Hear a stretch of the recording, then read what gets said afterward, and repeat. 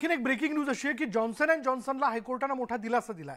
अन्न आणि औषध प्रशासनानं लादलेली बंदी हायकोर्टानं उठवली आणि त्यामुळे जॉन्सन अँड जॉन्सनला बेबी पावडर वितरण आणि विक्री करण्याचा मार्ग जो आहे तो मोकळा झालाय। आता या क्षणाची ब्रेकिंग न्यूज आपण बघतोय। जॉन्सन अँड जॉन्सनच्या बेबी पावडरबद्दल मोठा वाद निर्माण झालेला होता। त्याच्या गुणवत्तेबद्दलचे काही प्रश्न जे ते उपस्थित केले जात होते आणि अखेर हायकोर्टानं या पावडरवरती असणारी बंदी जी ती उठवली। अधिक तपशील आपण जाणून घेऊयात। आमचे प्रतिनिधी प्रशांत भाग आता क्षणाला आपल्या बरोबर आहेत। प्रशांत, याबद्दलचा निर्णय देत असताना न्यायालयाने नेमकं काय म्हटलंय? महत्वाचं निरीक्षण हे नोंदवलं विशाल की वेगवेगळ्या 3 प्रयोगशाळांमध्ये सॅम्पल तपासणीसाठी पाठवले होते, ज्याच्यामध्ये 2 सरकारी प्रयोगशाळा होत्या। आणखीन या प्रयोगशाळातील जे अहवाल जे आले ते न्यायालयानं ग्राह्य धरले। आणखी जॉन्सन अँड जॉन्सन कंपनीला दिलासा दिलेला आहे। एफडीएनं नेमकी बंदी ज्या मुद्द्यांवर घातली होती ते मुद्दे निकाली काढलेत, पण तपासणीसाठी म्हणून जितके संच पाठवण्यात आले होते ते मात्र नष्ट करण्याचे आदेश जॉन्सन अँड जॉन्सन कंपनीला हायकोर्टानं दिले। अर्थात कंपनीनं ते मान्यही केले। आता जॉन्सन अँड जॉन्सन या पावडरच्या बेबी पावडरच्या विक्री आणि वितरणाची परवानगी जी आहे ती कंपनीला मिळाली आहे, हे आपल्याला आता स्पष्टपणे नक्कीच म्हणता येईल। विशाल, धन्यवाद प्रशांत या सगळ्या तपशिलाबद्दल। पुढे बघूयात, राजकीय वर्तुळातली मोठी बातमी अशी आहे की राष्ट्रवादी काँग्रेसचे बडे नेते आणि माजी मंत्री हसन मुश्रीफ यांच्या घरावर ईडीनं छापे टाकलेत। कागल आणि पुण्यातील घरांवर सकाळी पहाटेपासून छापे टाकण्यात आले। ईडीच्या अधिकाऱ्यांसोबत प्राप्तिकर विभागाचे अधिकारी असल्याची माहिती आहे। ईडीचे जवळपास 20 अधिकारी सकाळी 6 वाजता हसन मुश्रीफ यांच्या कागल इथल्या निवासस्थानी पोहोचले। सध्या या अधिकाऱ्यांकडून हसन मुश्रीफ यांच्या घरातील कागदपत्रांची तपासणी केली जाते। गडहिंग्लज इथल्या आप्पासाहेब नलावडे साखर कारखान्यातील 100 कोटींच्या आर्थिक गैरव्यवहार प्रकरणी ही धाड पडल्याचं सांगण्यात येत आहे। तर हसन मुश्रीफ यांच्या संताजी घोरपडे कारखान्यावर ही छापेमारी सुरू आहे। दरम्यान ईडीच्या या कारवाईनंतर मुश्रीफ समर्थकांनी ठिकठिकाणी बंद पुकारला। कोल्हापुरात तणावाचं वातावरण पसरलं असून मोठ्या प्रमाणात पोलीस बंदोबस्त ठेवण्यात आला।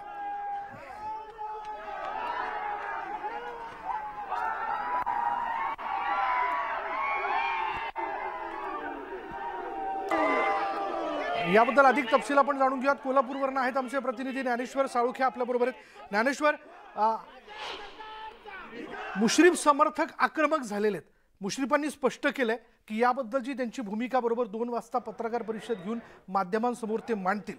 पण त्या अगोदर आपण जर बघितलं तर सकाळपासून जी चौकशी त्यांच्या निवासस्थानावरती छापा पडल्यानंतर सुरू आहे, तपासणी सुरू आहे, ती संपली आहे का की अद्यापही ही तपासणी सुरू आहे?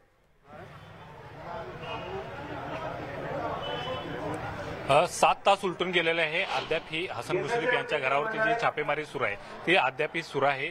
याशिवाय संताजी घोरपडे कारखाना आणि मुश्रीफ समर्थक प्रकाश गाडेकर यांच्या घरावरती सुद्धा ही छापेमारी सुरू आहे।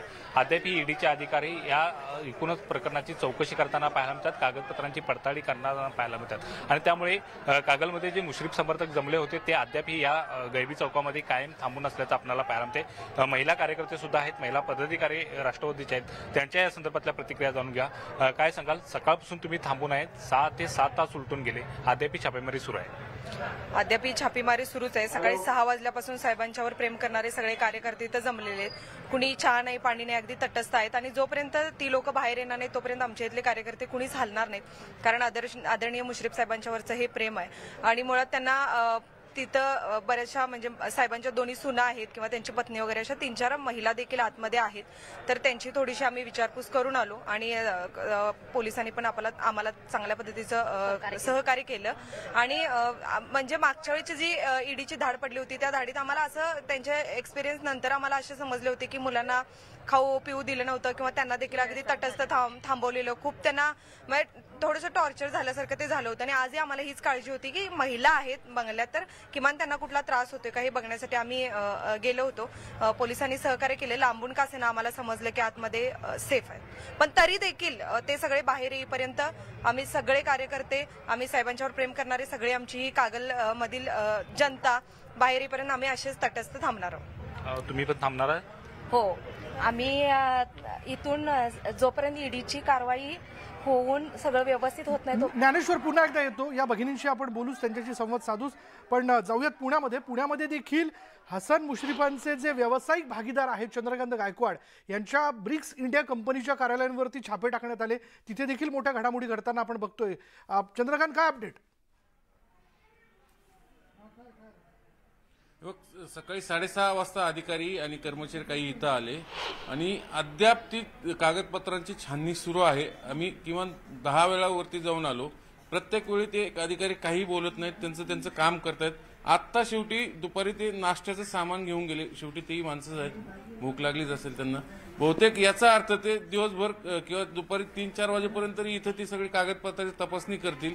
कारण मेन जे मनी लॉन्ड्रिंगचे जे आरोप आहेत ना, चंद्रकांत गायकवाड जे भागीदार आहेत, व्यावसायिक भागीदार हसन मुश्रीफ यांचे, त्यांचं ऑफिस हे ह्या जिथे ब्रिक्स इंडिया प्रायव्हेट लिमिटेडचं होते. खरं तरी हाऊसिंग सोसायटीमध्ये त्यांचं ऑफिस आहे आणि तिथेही सगळी कागदपत्रांची छाननी सुरू आहे.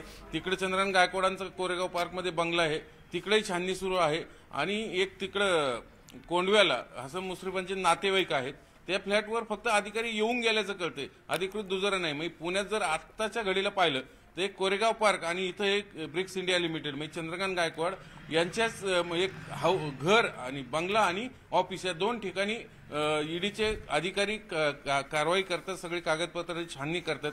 मेन जो आरोप आहे तो हे जे चंद्रकांत गायकवाड आहेत यांनीच हे कारखाने जे 2 आहेत, एक संताजी कारखान्याचे तर ऑलरेडी संचालक पण आहेत आणि ब्रिक्स इंडिया कंपनीमध्ये हसन मुश्रीफ यांचे जावई पण आहेत.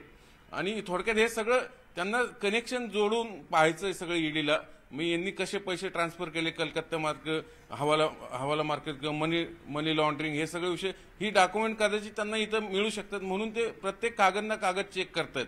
अर्थात संबंधितांनी ते किती ठेवले असतील याबाबत शंकाचे, कारण गेली 1.5-2 वर्ष झाले प्रकरण सुरू आहे. क्रेडिट सोमानी तक्रार केली होती, आज तो कारखानाही विकला ह्या ब्रिक्स इंडिया कंपनीला. ह्या ब्रिक्स इंडिया कंपनीला कुठलाही कारखाना बरोबर. बऱ्याच घडामोडी घडलेल्या 2019 मध्ये अशाच प्रकारे प्राप्तिकर विभाग आणि ईडीने छापा टाकला होता, तेव्हा देखील मोठी चौकशी सुरू झालेली होती आणि आताही आज सकाळपासून ही सगळी छापेमारी सुरू आहे. धन्यवाद.